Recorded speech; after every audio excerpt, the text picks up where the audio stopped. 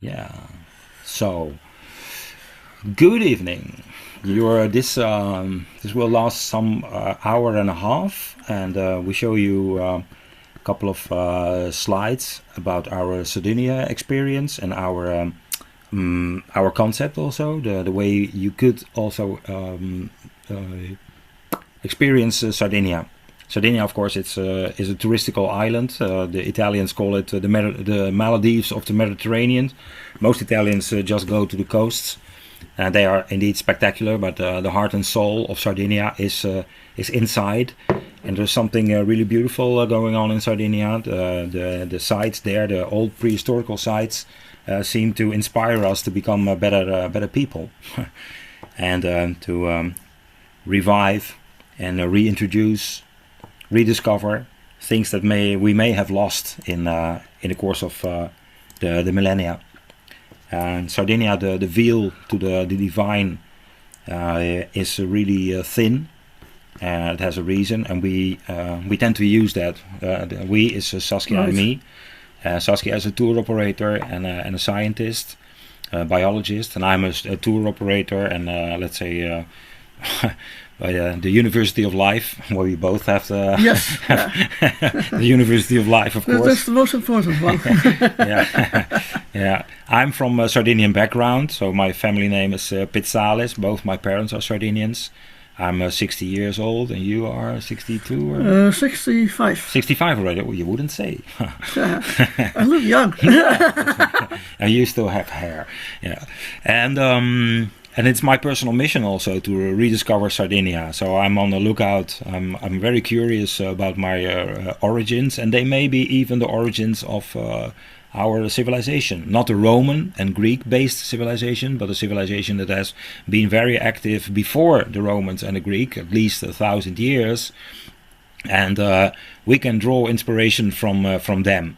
Maybe to go back to a certain way of viewing the world and also shaping the world. Who knows? Huh? If we succeed, Yes, of course. yeah.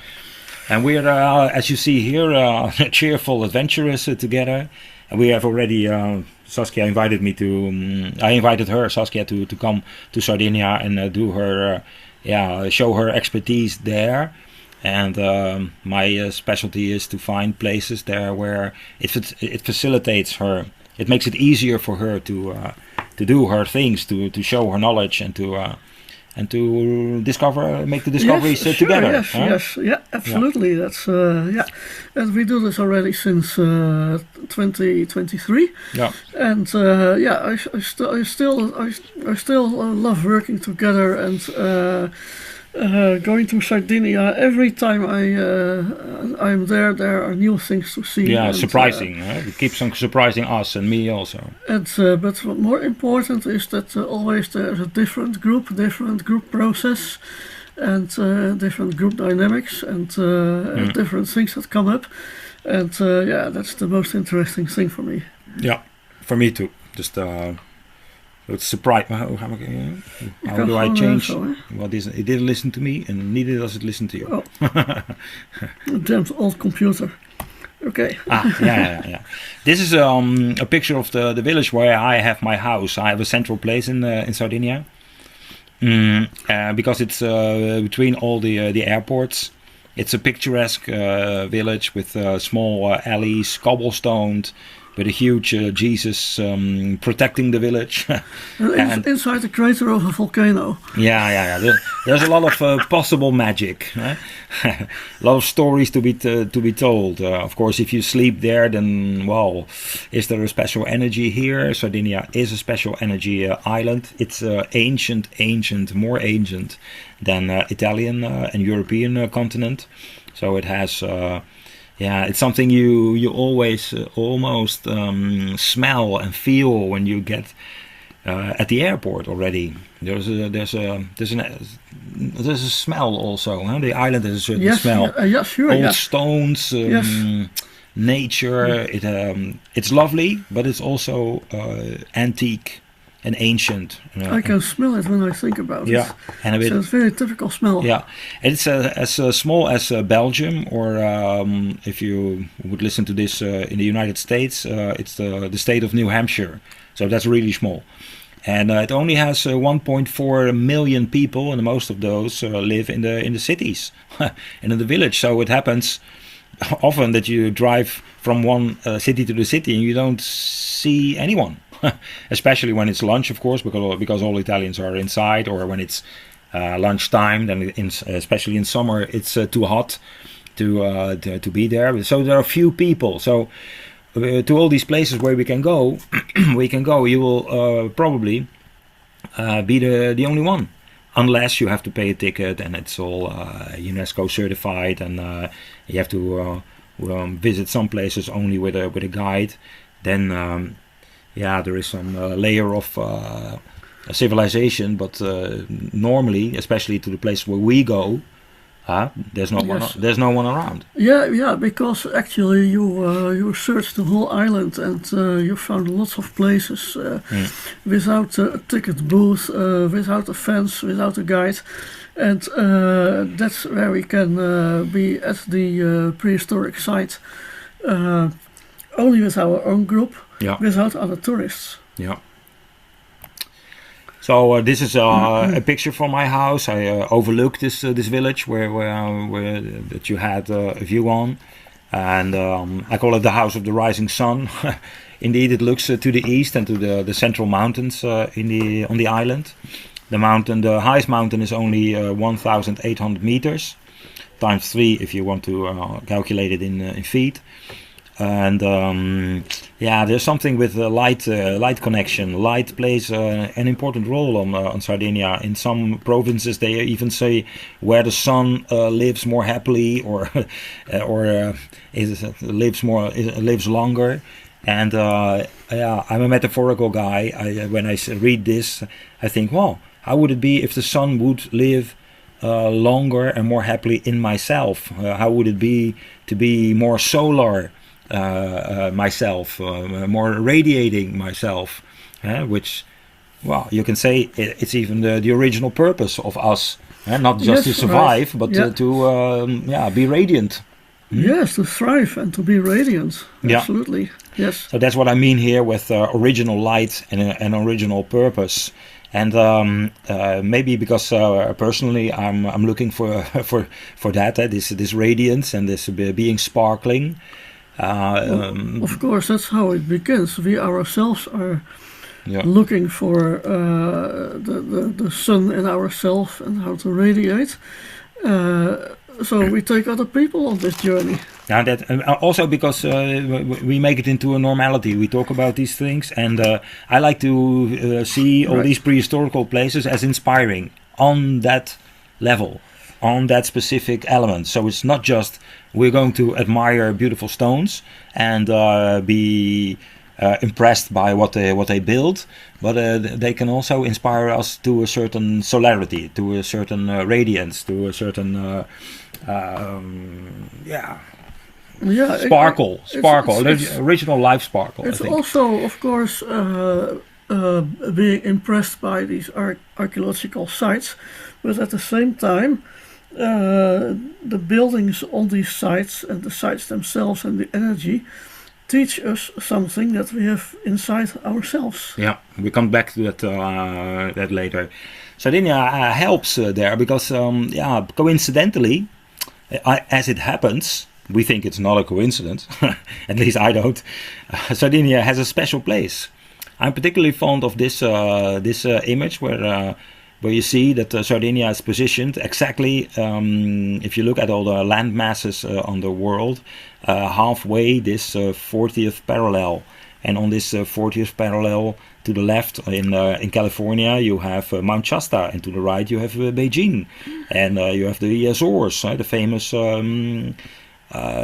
cetaceans. What is it? The Dolphin Island. And, I used to organize and Mount Ararat swimming in the recent past. And also Mount Ararat and Mount Olympus. It's full of these ancient, impressive spiritual sites, and Sardinia is smack in the middle.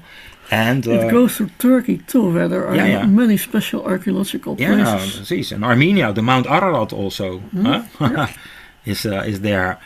And here you see a picture of Sardinia with just an idea, just an impression. All these white dots, they represent prehistorical places. In fact, from all the world's archaeological sites, 65% is in Italy, and 65 of everything in Italy is in Sardinia. So it's a sensational density of places. Imagine that you would have so many prehistorical places in Holland. If you look at the land surface, it is as small as Netherlands, as Holland. And the Netherlands with so many prehistorical places, not just 15 hunebedden, but thousands of these places. And it looks like it's a conscious network. There have been built so many places together on this small surface that it must have been either Earth paradise, that these people weren't bothered with war, with illness. They had time and time again, and much more time to build all these places. There was lots of abundance in Sardinia. Probably. And there still is. Yeah. Because it's so fertile as an ancient volcanic island. So the soil is very fertile, and there are lots of edible things growing. No nasty animals. And so I think it was a paradise. And the lost paradise. So nature offered so much abundance that the people had plenty of time to build things. I think there is something else. We can also have different meanings or different opinions, of course. I think that this density has been built on purpose, so it could be an instrument. It's Sure. like all the in my younger days there was. Rat race between East and West, and who has the fastest plane, who has the biggest this or that, and for instance we asked who has the biggest telescope, and at a certain moment they started building not bigger telescopes but more smaller telescopes in a network, so it magnifies the power. Yeah, that's what we call interferometer. So telescopes working together. Yeah. So, and this is, I think, the case in Sardinia. So, if you are in one place, you can keep in mind that you are connected with all these other places around you as well. So, you're not just in one singular isolated place, but they are part of a network. There's something bigger going on. And all these big and impressive things, we know them. I look for them, of course. Saskia has been now 11 times with me on Sardinia, so she knows a lot about it as well. And you will know a lot about it as well if you follow us. There's so much impressive nature there, and I don't only mean this beautiful lady, which is my partner, Ashley. Yeah, yes. Impressive nature, of course. Yeah, but all these rich places like these cork oaks, they have been living. The oldest tree in Europe is on Sardinia. It's an olive tree of 5,000 years old, and I think we haven't even been there. I think. Well, we have. Yeah. Once been in this olive tree park. And the oldest one was something like 4,000 years old. 5, they say. 5 they say. Okay. Yeah.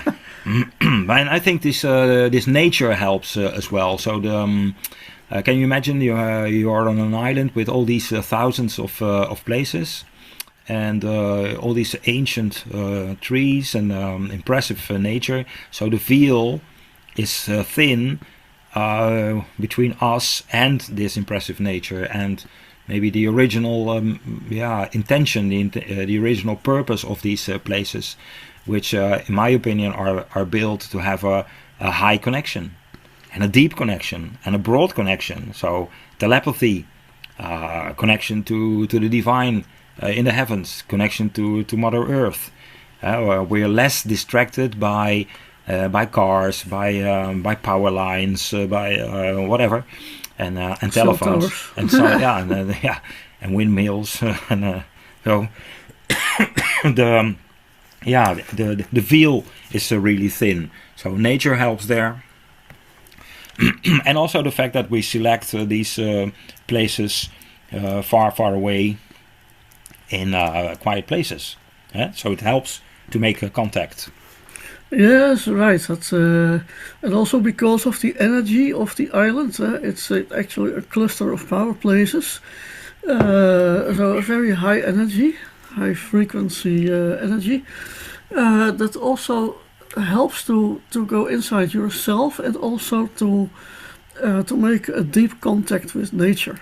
That's also because we like to experience like that. So if people join us, we start talking about these things and inviting all the participants to consider it and maybe to reconsider it. We all went to school, yes, and we all know a lot of data, but our concept, our openness invites us also to consider maybe another usage, maybe a more magic and a creative usage. So it's something that links to the right brain hemisphere, of poetry and magic, and not only to the left brain hemisphere, which is more prosaic. More analytic. Analytic. So it's more prosa and poesia.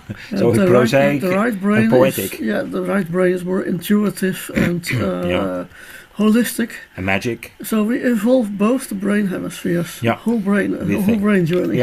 So and it helps. Here you see an illustration. You see at the back, you see these betils as well.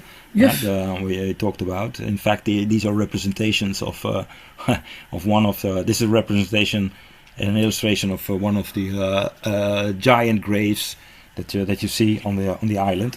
I made this picture in fact at Tamuli, where you are going, and there are more of than 800 of these on this island, and they this incredible density, all these stones there. Do you see where the door is lying on the floor? So and the little entrance. If I crawl, on my hands and knees, then it's still too big. I have to. In Dutch we say tiger. We have to slide in or out. And inside you have to crawl over the ground. Over the ground, like a snake, or like a turtle. Yes, that's how you get in, and you see how beautifully, nearly feminine it's made. It's not rectangular. It has round forms. So the whole corridor, there's an internal corridor, is covered with something rounded, and these arms here, they're also rounded. Yes, and they call these things giant graves, but it is a big question mark if it is really a giant's grave or a grave at all. They never found giant bones. Even if there are myths about giants, they still haven't found giant bones. So the people that say that to have found them, they say, well, okay, I have some bones in my private collection, but I can't show, because otherwise authorities... The authorities come and get them. So they don't show anything, regardless of what... It is a question whether these things are really graves. They may have had a totally different purpose. My opinion is that the next image shows it. This is also a giant grave. From the top, you see, I see a bull's head, and the bull's head, because it's connected to sun also. The sun shines in it on special days. Not all these giant graves have that. I have to admit, but quite a lot of them, they open themselves for the winter solstice light, and so they are connected to the sunlight. I think it has a connection with the constellation Taurus. And in the constellation Taurus, you see the Pleiades. And it may even refer to the age of Taurus in the precessional movement of the Earth. The Earth axis is actually moving around. So each 2600 years, the axis of the Earth is pointing to a different pole star, and the spring equinox will be in a different constellation of the zodiac. And now we are actually going from the fish age into the Aquarian age. And the Bull Age, the Taurus Age, is thousands and thousands of years ago. Yeah, so meaning it probably was made in that period there. Yeah. I think it's connected to the Pleiades, as some of the native tribes around the world, so the Native Americans and also in Peru, they say that we as humans come from the Pleiades, and I have an idea that the giants, the so-called giants they refer to in this name of the giant graves, they are not the giants in the sense that they are the big people, but they are the giants from our history. So they are our ancestors, and the people that went back to where we come from, and they still inspire us from there. Sardinia has a lot of still in its culture a lot of references to ancestors. Ancestors are very important, and in fact there was even a Roman emperor who continued to he wrote a letter somewhere 500 AD, so after Christ, and complaining to the leader of the Romans, no, of the Sardinians, complaining to the leader of the Sardinians that the Sardinians refused to worship the Pope or the Emperor, and they kept on worshipping stones and ancestors and and monuments and these prehistorical monuments. So the Sardinians are not. It's a Catholic country now, of course, but in prehistorical times, it took some time. Yeah. They've never been really defeated by the Romans. By the way, the Romans say they did, and they wrote history, of course, but there's no actual proof of that. Of course, there are some Roman remains, but it's not like on the Italian continent.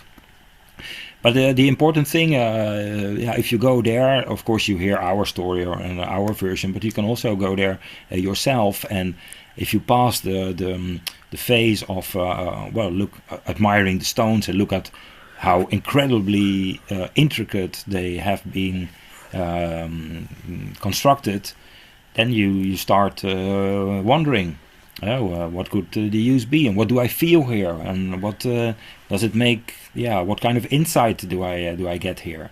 If I'm here completely on my own, in the dark, maybe after some well-chosen music, like in the church, if you sing or make a sound, and then you listen to the sound of silence. Then something can happen. Yeah, many of the prehistoric buildings have a very special acoustics. Yeah.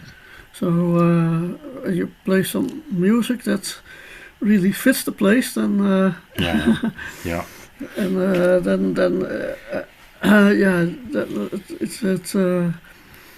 it comes in. Music comes into you on a very deeper level than when you just play it at home, for example. Yeah, in Italian they have the word incantare, and it's in English you have enchanting. So it's chanting in. Yes. So you sing in it, so you bring it to life, and you come close to the divine. You come close to the divinity of the place. Yes. So even with some material, if you sing to it, then it's like you connect to the divine aspect of it. Yes. A beautiful example is Chiara Vigo, who makes the sea silk. She actually sings to the material, and she connects to the divinity of it, and then she has a real relationship with beautiful. it. So enchanting. In chanting, you sing in it, and you can also sing in these places. So you activate it. Yes. It's like reanimating by enchanting it. Yeah, you can play a record, but it's even more interesting to use your own voice. Yeah. Of course, that's what they probably did, and that's where they were built. Not to admire it as an archaeological site. No, it was meant to be used in a certain purpose. Right. Yes. Yeah. And now we know the most beautiful sites, of course. It's a selection, and also the sites where nobody else goes, so you still have some privacy. I go for off the beaten track and spectacular, but not famous. That's otherwise if they're famous, then you're always bothered by other people, And well, the first phase is that people find them peculiar because they are impressive, and especially if you retreat yourself a bit and stand there alone. Now I made a picture, but that's as close as I got to this person at the very end of these giant graves. So you see here you get an impression of the measurements that they can have. You can even stand on them and stand in them and walk around. And then they make your left brain hemisphere happy, but also your right brain hemisphere, the one of magic and feeling guided and supported. You see here this GBL. Here I have a special selection of these musical places like Miserere from Allegri, or sometimes classical pieces that bring you in another state of mind, and that state of mind is the state of mind of the sense of wonder, and of the right brain hemisphere. And we do not only this, but I also guide meditations at the prehistoric places, and usually without music in the background. But often I do a meditation, and then after it we play some music, or we use our own voices, or we listen to the silence. It depends. Or we listen to the silence. We don't have a structured approach. We improvise on the spot, just depending on the energy. Feeling of the the group, energy and not imposing anything, because it has to be free. And there is also space for it's organic, and sometimes someone in the group could come with a suggestion after Absolutely, some. yes, And we had someone who started talking in light language, you know. So that can also be. And you are now doing tours with her as well. Yeah, this is a spontaneous thing. So you can also, if you join, consider or get more courage to do something yourself. Maybe you're a therapist and you have some exercise, and we can also do that. There's room for that, because we are the inspirers and the facilitators. Yeah, so there are also people who do systemic work on the tours and etc. I mostly work with those people. Yoga. Yeah, and I'm continuously, this one I visited for the second time in my life, and last January again with Ashley. It's a giant grave looking to the sunset. So this is not pointed to winter solstice, but to the setting sun, and they are grand, majestic places. There's the sea there in the background. With the sea, with the wind, and the smell of the sea and the sun, and all these rocks to the left. So it's like a cowboy, a western setting. And before you get there, there's nothing. So there's no. There is civilization, of course, but you hardly see any people. You can be the only car in a couple of hours there. So it's like a little pilgrimage.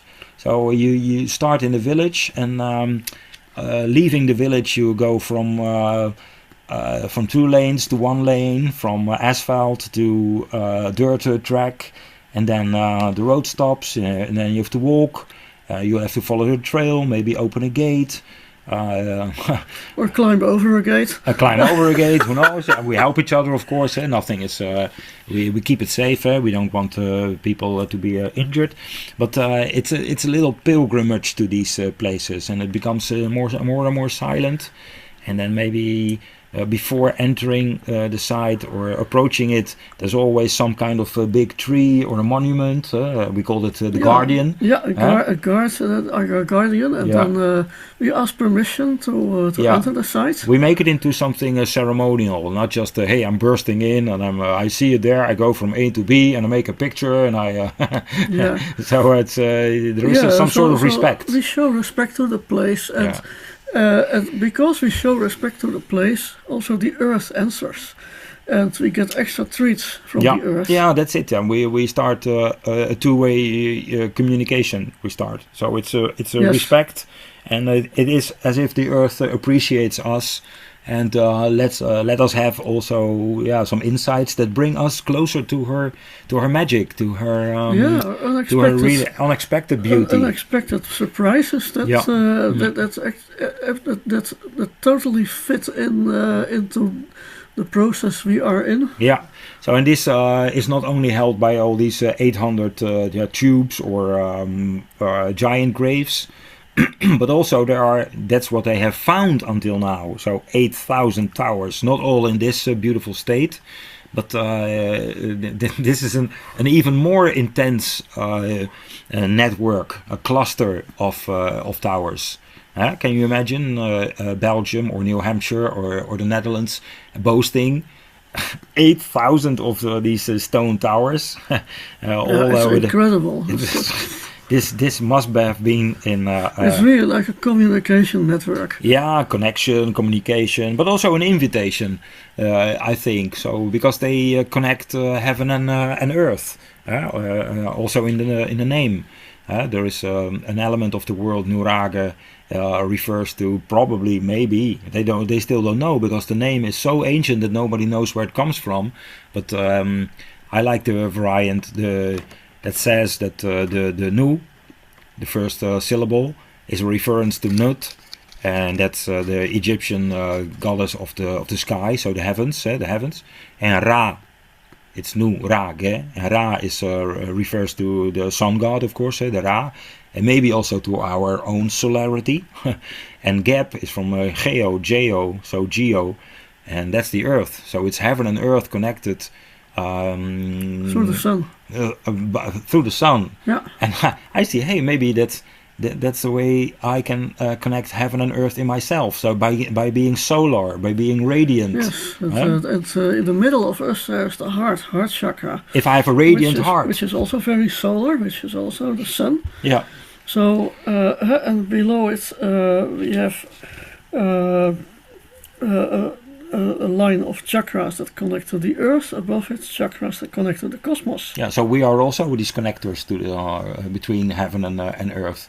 How would it be if we would really feel it, not just being little people walking on stairs like this, but being inspired to reach to the stars as well, and to actually feel the earth, and being a conscious in between, maybe even a representative of the heavens.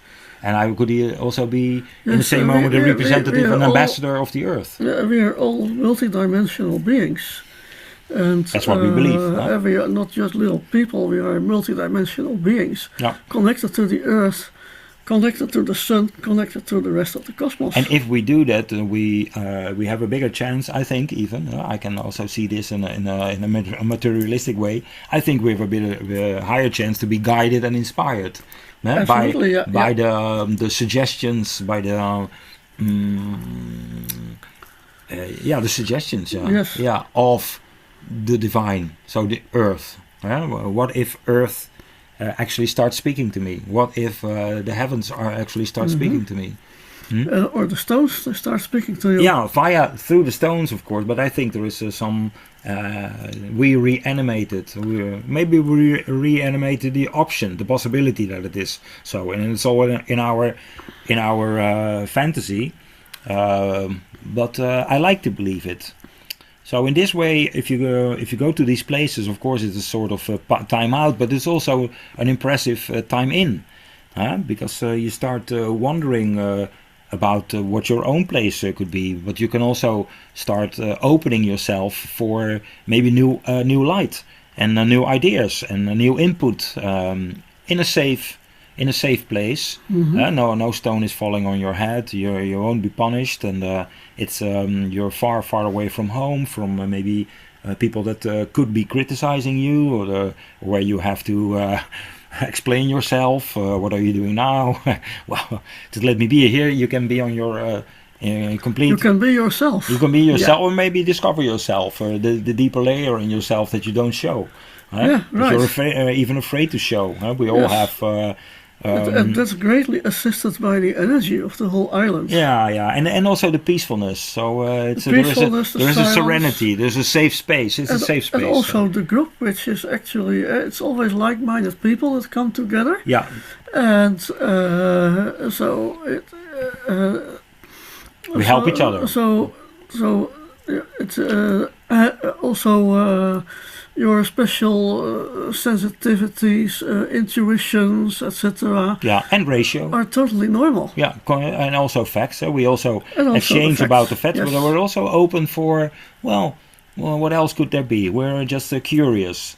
And in a playful way. And some of our tours are research tours in which we take measurements, but we also do research through the intuition. Yeah. And then there is the pineal gland tour, where the pineal gland is our cosmic antenna, through which things like clairvoyance, clairsentience, remote viewing, remote viewing, etc. telepathy. are possible. And we need only a few days, beginning few days of the tour, to activate the pineal gland, and then we are going to use it as our antenna to get information and intuitions and inspirations from the island that you otherwise don't get. Yeah, and we make we don't just go to these places because they're beautiful, but also because they help, and sometimes also these ratios help. So there's a golden ratio in this particular tower, which is only 15 minutes from my house. I like it's one of the best places that I go to. Oh, too loud. Show it again. No, this was not the screen. Oh, wacht even. Dan moeten we escape doen. En dan krijg je ook de dia's ernaast. Die grote? En deze groot? Ja. Back to... No. Why does he do this? Zitten we te ver? Yeah. Oh. I was here. Yeah. No, I was here. So we find places where they have the golden ratio, for instance, and they have them in a Gothic cathedral. So they have some scientific aspects as well. So these, And also the gates of the Nurare looks very Gothic. Yeah, they're all Gothic forms and conscious forms, and if you look at these places, you visit them in the right places. This is in a winter solstice. Then something extra peculiar happens. There is a special energy. This one is also near my house. It's you can consider a special connection, which is held by the shape. And one of the nicest, I don't know if someone else saw this also in the world, but I like Nikola Tesla, and look at his special tower here. You see, I saw the similarity with all these stone towers. They have the same inclination, and the inside of the giant graves, it also has this inclination, and this is one of the famous water wells. It also has that inclination. So I think probably this inclination, this angle of they say 72 degrees, is not a coincidence. It has to do with free energy, I think. Well, it actually is about the free energy. 0 point energy. So that is this kind of inclination. This is a conductor. Yeah. For free energy. So that's why I think that these monuments are not coincidentally sharing this same gradient. Mm-hmm. They do something with free energy. Probably they're energy enhancers, magnifiers. Mm-hmm. Mm-hmm. Yes. Yeah. And of course, it's in your imagination. But if you go.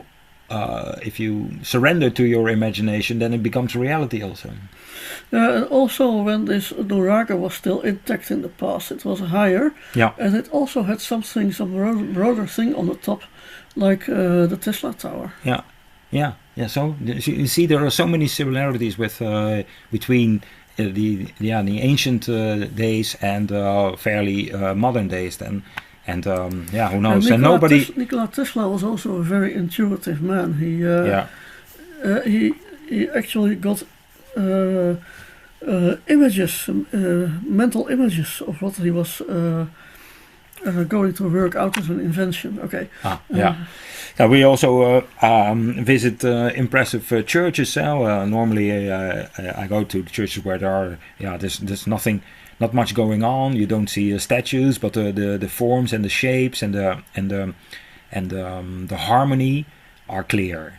The harmony is clear, and the possibilities to reach out to the higher and to let the higher reach out to us as well. Yes. It's a connection. It's a two-way connection with the divine. Here you can ask the divine, and here the divine can speak to you as well, and also connect with the divine in us, because we personally believe that something is going on, that we are developing ourselves into what you can call Homo cosmicus.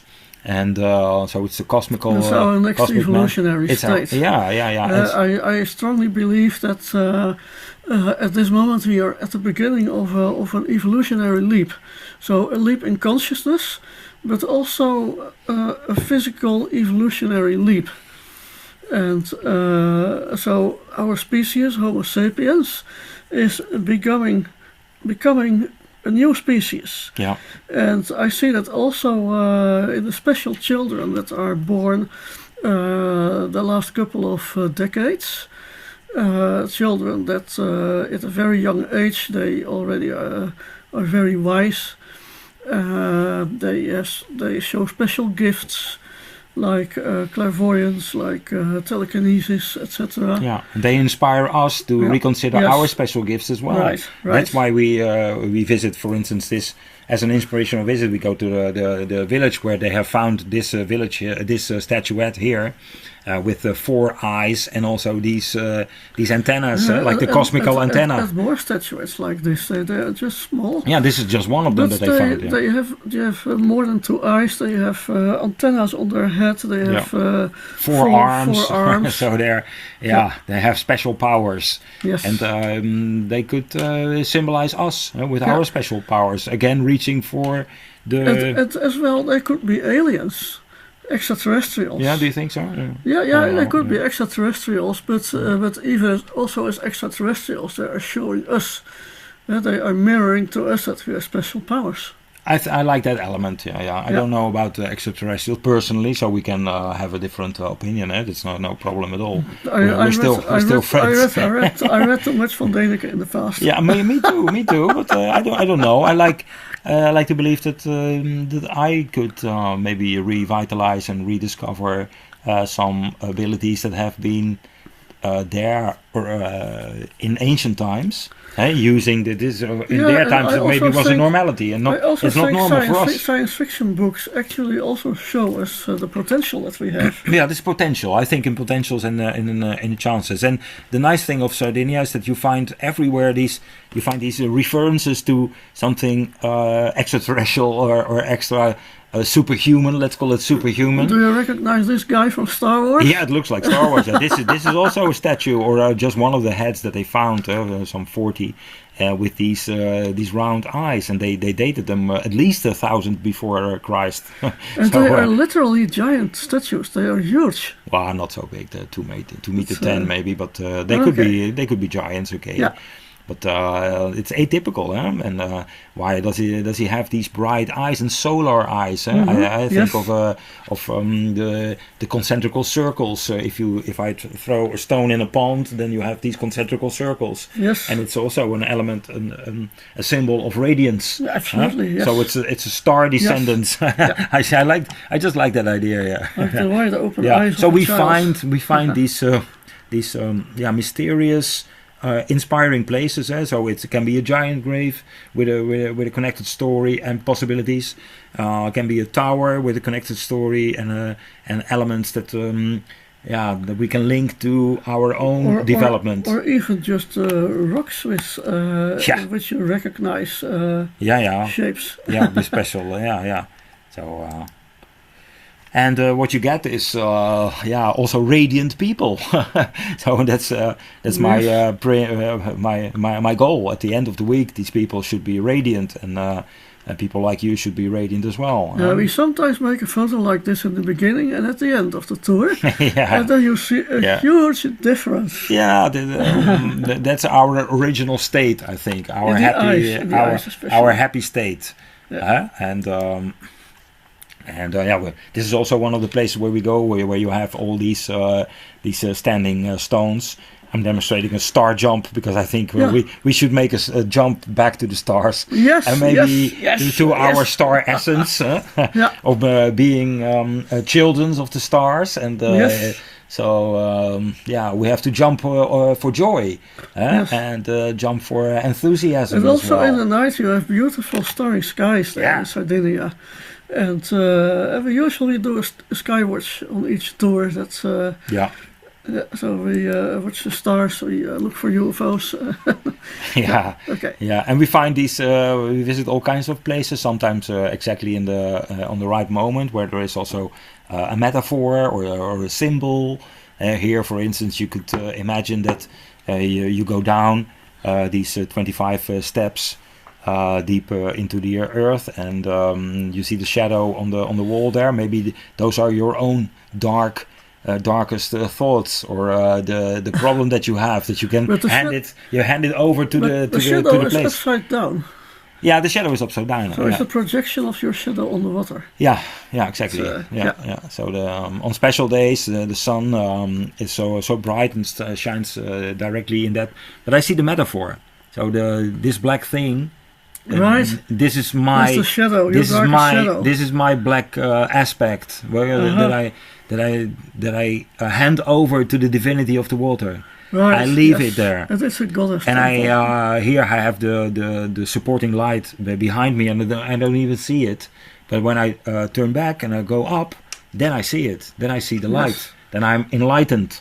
I lightened myself. And that's especially what I experienced in the last trip, that I left behind something like 3 shadows of myself in 3 different literally. Well, you did it. Yeah. Yes. Yeah. So you you turn home changed, maybe enlightened. Absolutely. Less burdened. I felt so much lighter. After that, and I still do. Well, the moment you start feeling this, that you should radiate.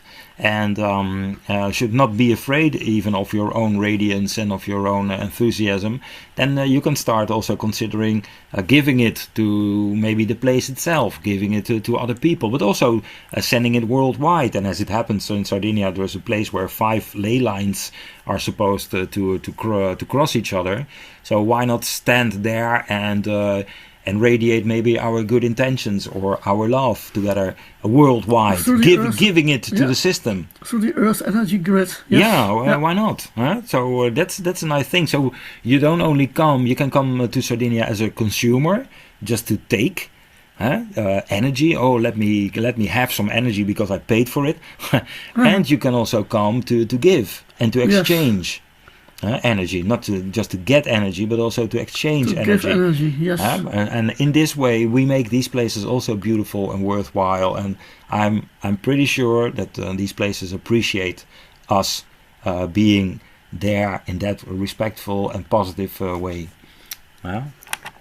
Yes, right. Nobody. It's an exchange with the earth and with the universe. Yeah, why not? And this is a place in my own garden. I like to show it because I made it myself.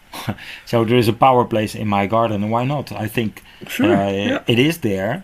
All these stones come from power places on Sardinia. It feels great. And I made an S, and it's when you imagine it.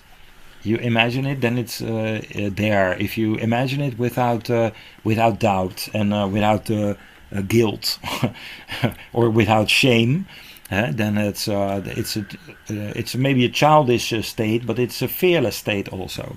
And the fearlessness, the positive fearlessness, it's an innocent state. That's an element that's so incredibly important, because it also makes you bigger than you used to be. Some people want to keep you small, of course, but being also in the process of becoming a Homo cosmicus, we have to have the courage also to stand up. Sure, yes, and to be in an innocent state like a child, and still full of wonder and hope and discovery. Yeah. And there's another state, and it's not a dormant state or a sleeping state.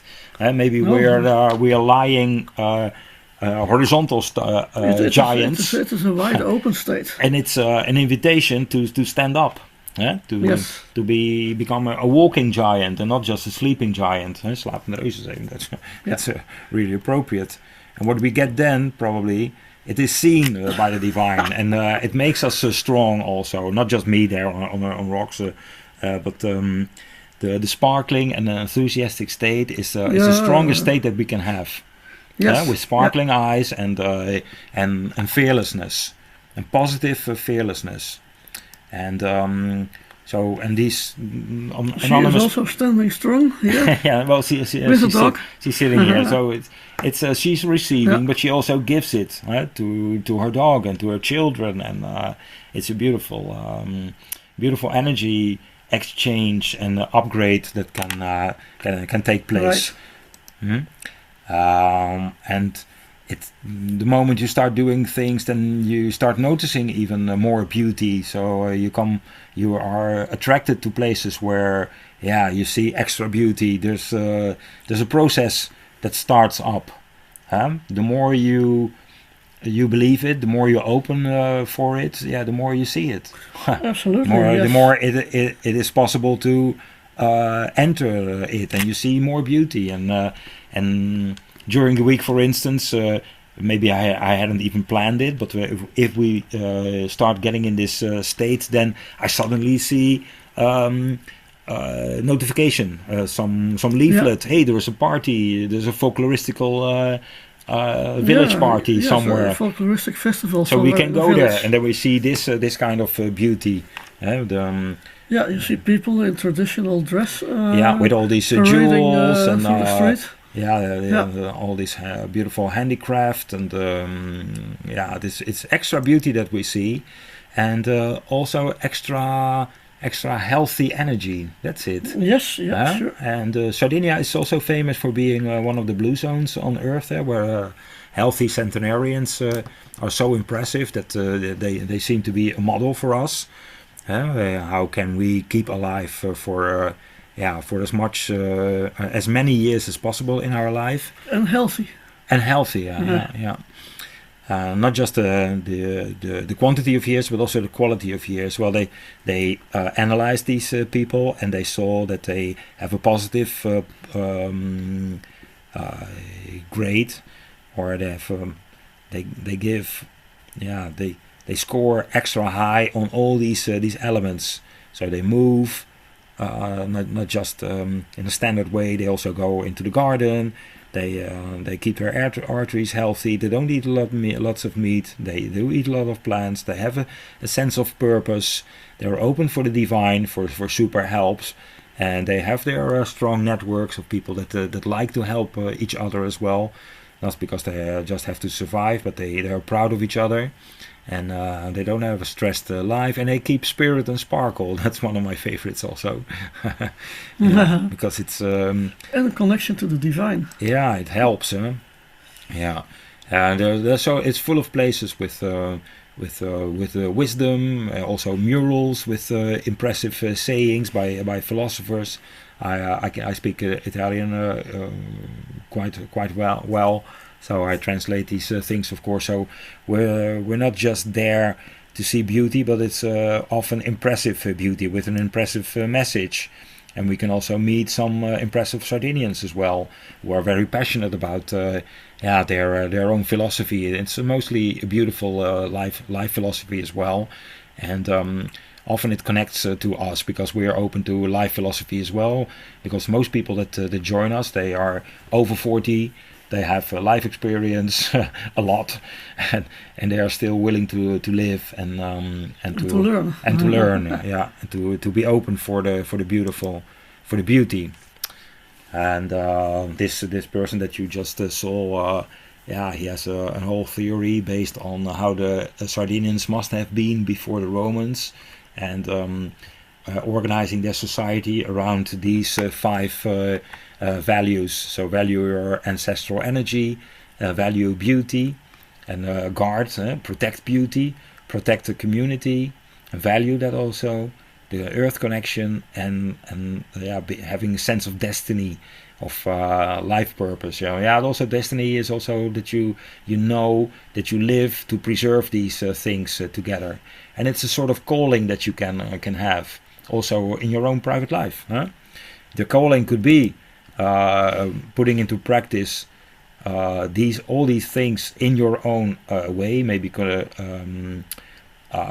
translate it to your Belgium or Dutch or English situation, and also following these, putting into practice these values. And the beautiful option is that it's seen by the unseen. So the world of the right hemisphere is the unseen. It is love. It is compassion. You said there were no aliens on Sardinia? Except for Look at these shadows. These are good. I think these are our shadows. And it's the guidance comes in the shape of the unseen and the unexpected. So it's not a materialistic predictable thing. The logic deduction. It's also the openness for the unexpected. But it's also it's always the positive unexpected and the inspiring. Another helpful element in Sardinia is all these statuettes that have been found. This is a personal gem that I have. I have it on my around my neck now. Also, this is a representation of the mother goddess. It is the island of the mother goddess that lives there, and maybe all these sacred wells. They found some 140 sacred wells. They're all intimate places reflecting the most intimate part of the goddess, in which we can enter.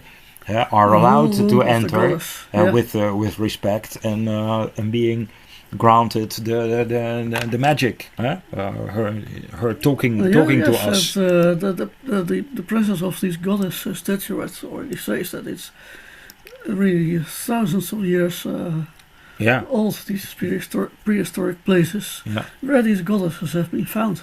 And where when you enter them or exit or walk out of them, then you feel enlightened. Right? Something just happened after going down here into the dark and leaving maybe your darkest thoughts or with your deepest question and she almost dissolves in the light. yeah, exactly. So and when you do this on together with people, with like-minded people, then you'll notice that you're not alone, because everybody wants happiness and radiance and to talk to people that are open for the same thing. So it's a pre-selection. Places help, company helps. Also, some places are a bit more special than others. Here you see all these circles surround these towers, and this is a special valley where they discovered that these towers, they represent or reflect the position of all the 7 stars in the Pleiades. So there's a Pleiades related valley. So can you imagine that? The placements have been very accurate because a researcher and an engineer, mathematician, they measured, and it is the towers have been placed according to on the positions of the stars of the Pleiades, with an accuracy of more than 99%. Yeah, this is fantastic. So it's how did they do it? It's on purpose. So it's it's an instrument. Yes. It's not just a beauty. Absolutely. It's an instrument to get into contact with those with those people. Yes. Otherwise, why do you do that? Yeah. Well, this is how you can be at the end of the week. This is an image of and you get an idea of the cluster, how impressively condensed, interconnected it is. But on the other map, there are many more. Yeah. These are all just the giant graves. Oh, the giant graves. Giant graves, yeah. And the other ones in Raars. Yeah. No, everything. Oh, everything. And it's zoomed out, the map of Sardinia, I mean. Okay. Yeah. Now you start to understand that, if you give it to the world grid of the ley lines, why not give it on to the 40th parallel? So imagine that you are here in Sardinia, so where the arrow is, and you imagine that this 40th parallel is an energy line, in fact, interconnecting all these power places here and power places there. So we could give our energy to the east, to the far east, and to the far west, and illuminating maybe this energy line. These are all imaginary things that you can imagine, that make it bigger than just, okay, I'm here in Sardinia on a pile of stones. Yeah, but also on a physical level, if you look at the primordial continent, so when all the continents were still together and were one continent, where was Sardinia? In the center. In the center, yeah. It was. Yeah. So, well, this is our story. Set in how much? Still okay. Yeah. So nearly an hour, or over an hour. My company is called Keep Alive Tours, and her company, Saskia's company, is called Inspiradians. And this year we'll do 2 tours on Sardinia in June. One in November, and one in November, and one in Romania as well. Yeah. And we give a lecture like this on Romania in Monday. In Monday. Yes, coming Monday, same time we give a lecture about Romania, and also in English. And there you see other images, of course, of Romania. If you want to join one of our tours, then you can use this discount code. In the middle of somewhere, 26. That's for the Sardinia tours. Yeah, this is for the Sardinia tours. Well, we hope you enjoyed the lecture, and now we stop the registration, and we go to the participants, and we like to hear your questions. Yes, maybe we can have a break before we. I don't know how tired everybody is, so let's stop the